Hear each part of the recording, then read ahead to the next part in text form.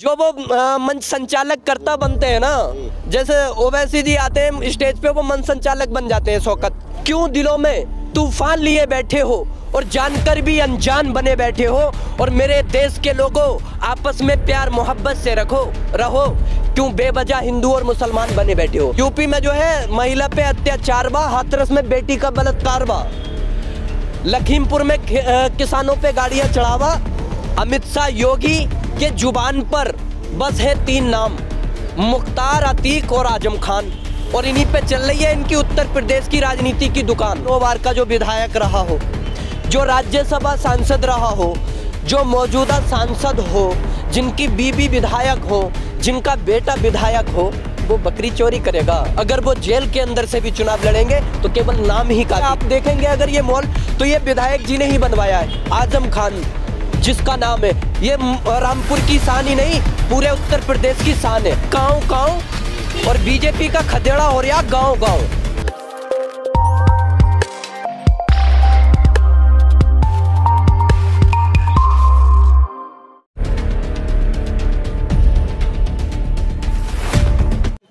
तो इस वक्त रामपुर में हम मौजूद हैं। लगातार हम आपको शहर जाकर जो ग्राउंड ज़ीरो की रिपोर्ट है वो दिखा रहे हैं। कुछ लोग हैं हमारे साथ रामपुर में, उनसे बात करेंगे और जानने की कोशिश करेंगे कि आगामी विधानसभा चुनाव को लेकर रामपुर की जनता का क्या माहौल है। क्योंकि जिस तरीके से देखा जा रहा है, जो अलग ही सियासी उठापटक है रामपुर में।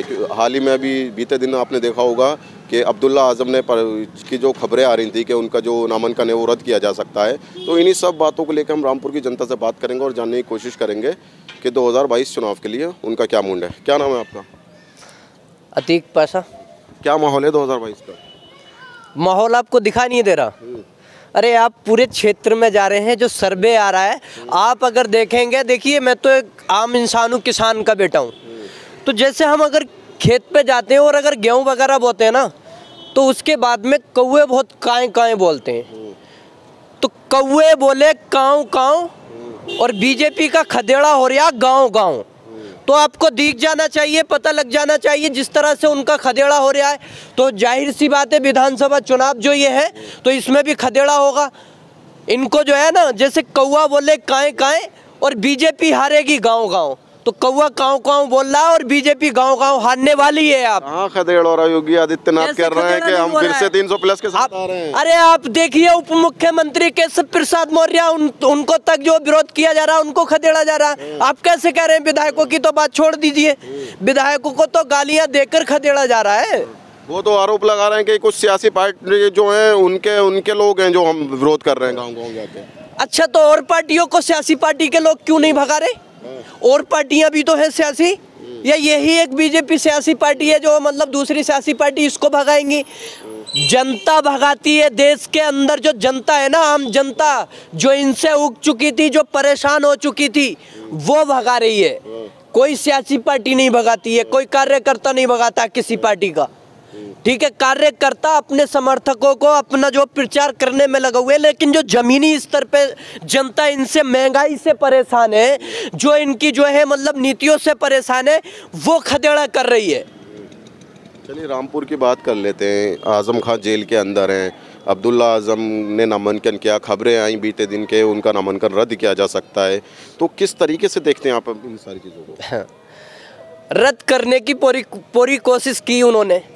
देखिए आप देखेंगे पिछले 2 सालों के अंदर जो रामपुर के अंदर आम जनता पे, या जो आप देखेंगे आजम खान जी पे, जो जिस तरह से ये मुकदमे करके जिस तरह से इनको टॉर्चर किया गया, परेशान किया गया, प्रताड़ित किया गया, तो पूरी जनता जानती है, पूरा देश जानता है। आप देखेंगे इंटरनेशनल लेवल तक ये बातें गई हैं। आप क्या एक जो मतलब ये आप देखेंगे अगर ये मॉल तो ये विधायक जी ने ही बनवाया है। आजम खान जिसका नाम है, ये रामपुर की शान ही नहीं, पूरे उत्तर प्रदेश की शान है।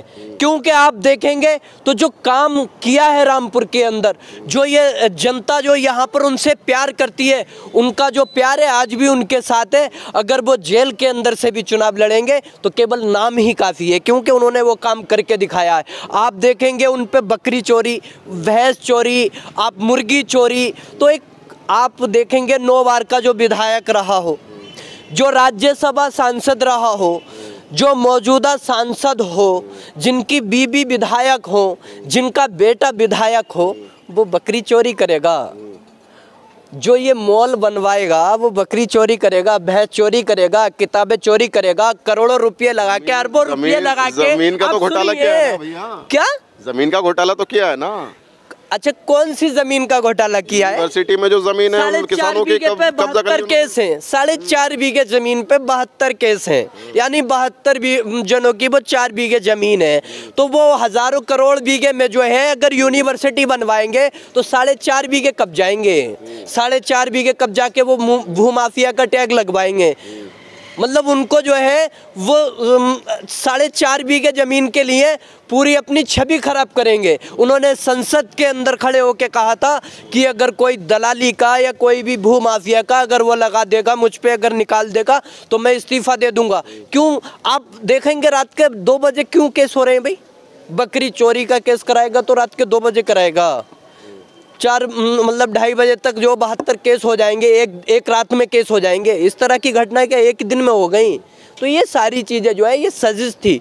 जिस तरह से बीजेपी सरकार को खलता था नाम, क्योंकि यहाँ पर जो आजम खां, आप देखेंगे आज क्या कर रहे हैं ये बीजेपी वाले, क्या कर रहे हैं? उत्तर प्रदेश के अंदर इनकी राजनीति केवल 3 नामों से है, मोदी, अमित शाह, योगी के जुबान पर बस है 3 नाम, मुख्तार, अतीक और आजम खान। और इन्हीं पे चल रही है इनकी उत्तर प्रदेश की राजनीति की दुकान। तो ये इस पे राजनीति की जो दुकान सेकना चाहते, रोटियां सेकना चाहते, अब ये नहीं चलने वाली है। वो कह रहे हैं कि जितने भी भू माफिया थे, जितने भी गुंडे थे, सबको हमने जेल के अंदर डाल दिया। अगर इन्हें जेल में रखना है तो फिर से बीजेपी की सरकार। अच्छा, उत्तर प्रदेश के अंदर ये 3 ही माफिया है क्या? 3 ही नाम है। मतलब ये हिंदू मुस्लिम की राजनीति करेंगे। आप देखिए जो सबसे बड़ा गुंडा है, जो सबसे बड़ा माफिया है यहाँ उत्तर प्रदेश के अंदर, आप उसको क्यों नहीं जेल में डाल ले? किसानों के ऊपर जो दिन दहाड़े मतलब ये गाड़ी चलाता है उसको डालेंगे, ये बुलडोजर चलाएंगे? है इतनी हैसियत? क्यों नहीं है? क्योंकि वो जेल के अंदर है। तो अजय मिश्रा टहनी के बेटे हैं तो जेल के अंदर। अच्छा, वो जो मतलब 120B का मुलजिम है, क्या उस पर कार्रवाई नहीं होनी चाहिए? उसको बर्खास्त नहीं करना चाहिए मंत्री पद से? क्यों नहीं कर रहे भाई? अरे जो राज्य का केंद्रीय गृह मंत्री है तो वो किस लिए होता है? जनता की रक्षा के लिए। वो अपने बेटे को बचा रहा था, सीधा बयान है उसका, मीडिया के अंदर ऑफिशियल बयान है। आपने देखा आपके एक पत्रकार साथी, उनको कैसे झाड़ा गया था, किस तरह से उसका कैमरा बंद करा दिया गया था। ये तानाशाही चल रही है क्या? ये संविधान से चलने वाला देश है, ये हिंदुस्तान है, यहाँ पर सभी धर्मों के लोग रहते हैं। ये जो है सभी धर्मों के लोग रहते हैं। अरे क्यों दिलों में तूफान लिए बैठे हो?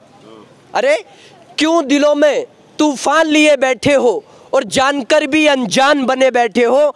और मेरे देश के लोगों, आपस में प्यार मोहब्बत से रहो। क्यों बेवजह हिंदू और मुसलमान बने बैठे हो? तो ये हिंदू और मुसलमान बनाने की राजनीति कर रहे हैं। लेकिन ये देश के जो लोग हैं, ये देश जो है सेकुलर है, इसीलिए हम गुलदस्ता कहते हैं हिंदुस्तान को। आप देखेंगे दुनिया के अंदर कोई इस तरह के देश के अंदर जो है प्यार मोहब्बत से नहीं रहते। लेकिन इन 7 सालों में आपने देखा, जो कहते हैं ना कि फ़र्क साफ है, या यूपी में कावा, यूपी में सब्बा, जैसे वो यूपी में सब्बा का राष्ट्र उसका जो है रामकिशन का जो उसका आया, तो ये जो सब्बा, हाँ यूपी में सब्बा, यूपी में जो है महिला पे अत्याचार बा, हाथरस में बेटी का बलात्कार बा, लखीमपुर में किसानों पे गाड़ियाँ चढ़ावा, और गोरखपुर के अंदर आप देखेंगे तो उसको मनीष गुप्ता को प्रशासन से ही मरवावा, आप देखेंगे अल्ताफ को मरवावा। तो ये सारी चीजें हो रही हैं यूपी में सब्बा, यूपी में गुंडा राजवा। हिंदू मुस्लिम के तुष्टिकरण की राजनीति तो समाजवादी भी करती है। कौन कह रहा है? आपने देखा नहीं? वीडियो नहीं देखी आपने? मुस्लिम नेताओं को पीछे धक्का दिया जा रहा है। अरे भाई देखिए, मैं किसी पार्टी की या उसकी बात लेके नहीं आया हूँ। मैं यहाँ पर जो है आजम खां है या पार्टी है, जो देश की सेकुलर पार्टियाँ हैं, जो सबको साथ लेकर चलने की बात कर रही हैं। अगर आप उस स्टेज की बात कर रहे हैं जिसको कि वो जयंत चौधरी था, और वो जयंत चौधरी और जो यहाँ पे ज़मीरुल्लाह, अलीगढ़ में ज़मीरुल्लाह, तो वो पीछे से गए थे। तो जिन पे उसने उंगली उठाई जिस पे उसने उंगली उठाई, कौन है वो? उत्तर प्रदेश के अंदर एक जो है मंच संचालक हो रहे हैं, MIM के मंच संचालक कहूंगा मैं उसको। अरे वो तो हिस्सेदारी दिलाना है मुसलमानों के, कह रहे हैं हिस्सेदारी दिलाएंगे। किस तरह से हिस्सेदारी दिलाएंगे? किस तरह से दिलाएंगे? ये हिस्सेदारी दिलाएंगे जैसे धक्का दिया जा रहा है स्टेजों पे से, वो कह रहे हैं कि आप आओ हमारे मंचों पे, अपना मंच है तुम्हारा। जो वो मंच संचालक करता बनते हैं ना, जैसे ओवैसी जी आते हैं स्टेज पे, वो मंच संचालक बन जाते हैं शौकत, तो उनसे मेरी बात करा दीजिए अगर आपकी बात हो तो, मैं दूंगा उनको जवाब। जो वो कहते हैं ना कि स्टेज से उसको भगा दिया, मुझसे बात करें अगर हो उनके अंदर हिम्मत तो मेरा सामना करें, मुझसे बात करें। शौकत जो मैं उनको मंच संचालक कहूंगा, ठीक है, उनको मैं बता दूंगा, जवाब दे दूंगा।